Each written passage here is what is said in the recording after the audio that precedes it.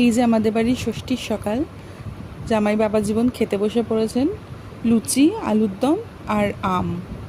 এটাই আজকে আমাদের সারাদিনের মেনু, যেহেতু আমাদের নিরামিষ, সবাই সারাদিন এটাই খাওয়া হবে।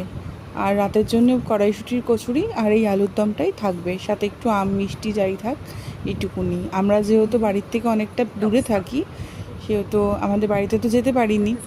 আমার মামি সব জিনিসপত্র পাঠিয়েছিল, সে ওরকমভাবে তো হয় না সব কিছু অ্যারেঞ্জ, তাই যেইটুকুনি সম্ভব হয়েছে সেইটুকুনি দিয়েই আমাদের প্রথম ষষ্ঠী। খেতে বসে পড়েছেন, ভালো লাগছে খেতে, খেয়ে বললো ভালোই লেগেছে। ভিডিওটি আপনাদের কেমন লাগলো আমাকে জানাবেন, আর আপনাদের সবার ষষ্ঠী কেমন কাটলো সেটাও আমাকে জানাবেন। আর চ্যানেলটি ভালো লাগলে লাইক, সাবস্ক্রাইব আর একটু শেয়ার করে দেবেন, তাহলে একটু ভিউজ হয়, সাবস্ক্রাইবার বাড়ে। আর ওই আর কি, এই গরমে সবাই ভালো থাকবেন, সুস্থ থাকবেন। নমস্কার।